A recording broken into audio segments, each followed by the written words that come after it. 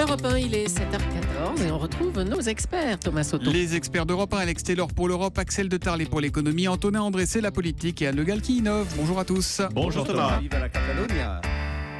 Axel de Tarlé, les entreprises du CAC 40 distribuent trop de dividendes et ça se fait au détriment de l'investissement. C'est pour ça que ça pose problème. Exactement, c'est le Figaro qui vient de retracer 10 années de distribution de dividendes et on s'aperçoit que jamais les actionnaires n'ont été autant gâtés.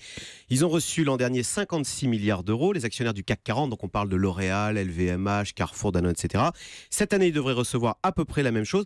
Les entreprises du CAC 40, donc françaises, distribuent désormais plus de la moitié de leurs bénéfices à leurs actionnaires, donc 53% exactement. C'est beaucoup plus que ce qu'elles faisaient auparavant. Avant, c'était 44% la moyenne historique. Et c'est beaucoup plus, par exemple, que les entreprises américaines qui ne distribuent que, entre guillemets, 42% de leurs bénéfices à leurs actionnaires. Et vous l'avez dit, quand on donne de l'argent aux actionnaires, ça fait ça de moins pour l'investissement, pour la croissance. Et on voit même des entreprises françaises qui s'endettent pour distribuer du dividende, parce qu'elles distribuent plus de dividendes qu'elles ne font de bénéfices, ce qui est un comble. Pourquoi les grands groupes du CAC 40 préfèrent-ils distribuer des dividendes plutôt que d'investir et donc de préparer l'avenir? Est-ce qu'elles ne s'affaiblissent pas? Écoutez, c'est un cliché qui est vrai, mais les groupes français du CAC 40 sont victimes de la pression des fonds financiers, notamment des fonds financiers étrangers. Et ça, c'est une caractéristique de notre CAC 40. Ils sont dans leur capital, donc. Oui, voilà, les étrangers notamment détiennent plus de la moitié des grandes entreprises françaises. Et quand un fonds américain investit en France, vous savez, pour lui, la France, c'est un peu exotique. Donc, l'investissement, l'avenir, ce que sera l'entreprise dans 10 ans, ça ne l'intéresse pas trop. Ce qu'il veut, c'est le retour. Retour très vite, voilà. Ouais. Et donc, ça devrait nous faire réfléchir. On devrait se dire qu'en France, c'est dommage que nous n'ayons pas de fonds français qui investiraient sur le long terme. Et ça devrait nous faire réfléchir. Tous les politiques réfléchissent là-dessus. Plutôt que de favoriser le livret A, on ferait quand même bien de s'intéresser un tout petit peu à orienter l'épargne des Français vers les grands groupes français. Tout le monde serait gagnant. En tant qu'épargnant, vous profiteriez du fantastique dynamisme des entreprises françaises, des L'Oréal, des Danone, etc. Et puis ces entreprises françaises auraient là un actionnariat stable de long terme qui s'intéresserait peut-être un peu plus à l'investissement et un petit peu moins aux dividendes. Pas assez d'investissement et pas assez d'innovation, c'est ce qu'on paiera dans 5, 10 ou 15 ans. Exactement. C'est ce qu'il faut savoir. Ouais. Voilà, donc mais c'est à eux de choisir à qui donne les dividendes. Il n'y a pas de règlement en disant il faut donner 40% des bénéfices en dividendes. C'est eux qui peuvent arbitrairement décider combien. Les patrons devraient résister aux actionnaires qui sont trop gourmands en dividendes. Mais vous savez, un patron, il a peur de perdre sa place si jamais il n'obéit pas et donc, à dans les ses conseils actionnaires. d'administration, quand on lui dit c'est comme ça, c'est pas autrement, c'est comme ça. Parce que sinon, on perd les fonds américains. Et c'est pas autrement. On va parler politique avec Antonin André. Aujourd'hui, Antonin, Manuel Valls reçoit les syndicats pour parler emploi. On l'a dit, le président doit rendre ses arbitrages lundi prochain en principe. Les grands patrons de nombreuses organisations, MEDEF, APEC, font leur liste de vœux dans une lettre commune qu'on a pu lire dans le journal du dimanche hier. Antonin, clairement, les attentes sur l'emploi sont très fortes aujourd'hui. Oui, le président, en fait, joue sa dernière carte puisque François Hollande est dos au mur. Il a 12 mois utiles pour réussir là où il échoue depuis 3 ans. Le chômage. 50 milliards d'euros d'allègement de charges pour les entreprises, 450 000 emplois aidés aujourd'hui en France, qui est un record. Quel résultat? Peanuts. Le chômage croît.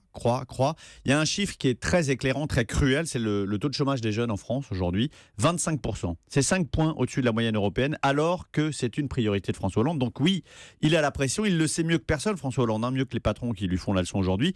Il l'a dit, il y a un état d'urgence économique et social. La traduction politique, c'est que sans résultat sur l'emploi, pas de second mandat pour François Hollande. Donc il faut des mesures fortes, des mesures radicales, et en même temps, il a un problème de majorité, François Hollande. On le voit sur la déchéance de nationalité, et on l'a déjà mesuré sur l'économie avec les frondeurs, ça fait 3 ans que ça dure. Est-ce qu'il peut réellement faire plus pour les entreprises notamment? Oui, il peut faire beaucoup plus. D'autres leaders de gauche l'ont fait avant lui, en violant leur famille politique, en leur tordant le bras. La gestion de l'économie n'est ni de gauche ni de droite, elle est bonne ou mauvaise. Ce qui compte, c'est ce qui marche. Tony Blair. Thank you Tony Blair. C'était en 97. Les travaillistes l'ont suivi, comme le SPD qui a avalé les réformes Schröder.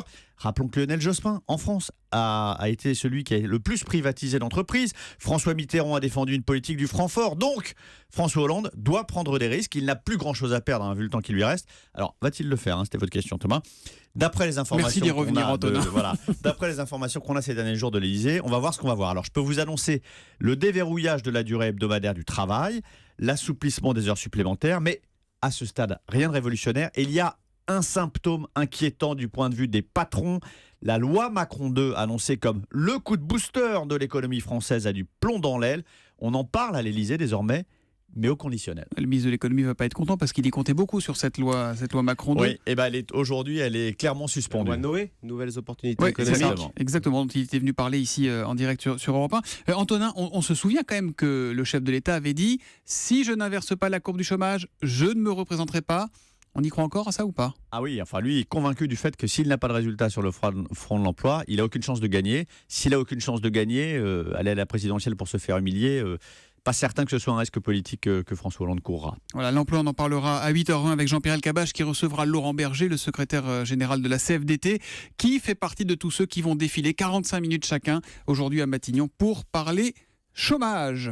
L'indépendance de la Catalogne, Alex Taylor, et bien là on a l'impression que c'est reparti pour un tour et pour un tour sérieux. Oui, là cette fois-ci, à mon avis, Thomas, c'est le bon. Les événements de ce week-end ont complètement changé la donne. À la 59e minute de la 11e heure, hier, l'Assemblée régionale catalane a sorti de son chapeau un nouveau président.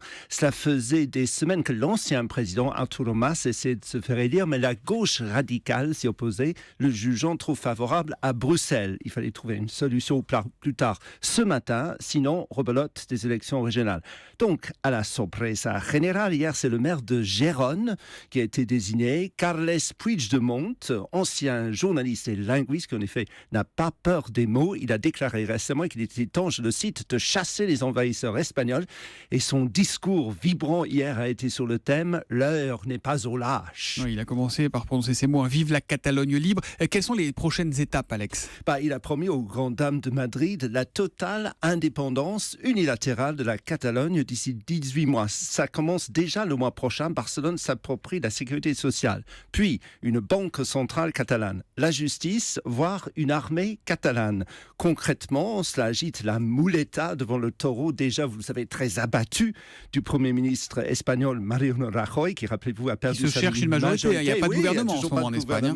Il a donc perdu juste avant Noël et qui sera peut-être obligé, et c'est ça, je pense, malgré tout, de rafistoler vite fait une grande coalition avec les socialistes, seule parade possible pour éviter la mise à mort brutale, imminente et devant nos yeux de la nation espagnole. Et il a réagi hier soir, Mariano Rajoy. Il ne tolérera aucun acte mettant en danger l'unité de l'Espagne. Il sera peut-être obligé. Il sera peut-être obligé. L'histoire le dira et on le suivra avec vous, Alex Taylor. On va innover tout de suite avec Anne Le Gall. Retrouvez l'innovation du jour avec EDF. Anne, l'innovation, c'est le projet de train ultra rapide Hyperloop qui commence à devenir un peu plus concret. On y vient. CNN a diffusé effectivement les premières images des modules du circuit d'essai de ce train futuriste Hyperloop. Alors pour l'instant, ce sont des dizaines de tubes blancs qui sont entreposés les uns à côté des autres dans le désert du Nevada au nord de Las Vegas. On vous met la photo sur Twitter avec le hashtag un matin. Mais pour l'instant, c'est vrai que c'est quand même la première concrétisation matérielle de ce train qui fait totalement rêver puisqu'il pourrait atteindre 1200 km/h en vitesse de pointe. Alors on parle de train, en réalité ce sont plutôt des capsules qui circuleront, des capsules de 50 passagers qui circuleront sur coussin d'air dans des tubes à basse pression pour éviter les frottements. Les premiers essais doivent se faire dans les 6 prochains mois avec d'abord dans un circuit à ciel ouvert, donc à 500 km/h dans un premier temps. Avec personne dedans là au début. Oui, non. On va mettre juste les modules ça, pour l'instant et puis on fermera le tube pour essayer d'atteindre des vitesses plus élevées. Mais ce projet, il est crédible, ça paraît quand même fou, quoi, invraisemblable. Ça paraît fou. Relier San Francisco à Los Angeles ou Paris à Marseille, c'est l'équivalent en moins de 40 minutes. Tout ça à la force de l'énergie solaire. Ça paraît fou, effectivement. Mais en même temps, l'initiateur de ce projet, c'est Elon Musk. Elon Musk, donc le père de la Tesla, la voiture électrique. Cet ingénieur américain a aussi réussi à faire réatterrir à la verticale le premier étage d'une fusée le mois dernier via son agence, sa société SpaceX. Alors, l'Hyperloop, pourquoi pas ? La société qu'il a créée en 2013 pour finaliser le projet compte aujourd'hui 500 collaborateurs, des experts internationaux. La faisabilité technique et économique de l'Hyperloop a été démontrée sur le papier. Il reste donc à concrétiser les tests sur le terrain et c'est le projet d'Elon Musk pour 2016. Sur le papier, Paris est donc à 40 minutes de Marseille. Sur le papier. Merci les amis, les experts reviennent à la vitesse de l'Hyperloop demain à 7h15 sur Europe 1. À demain.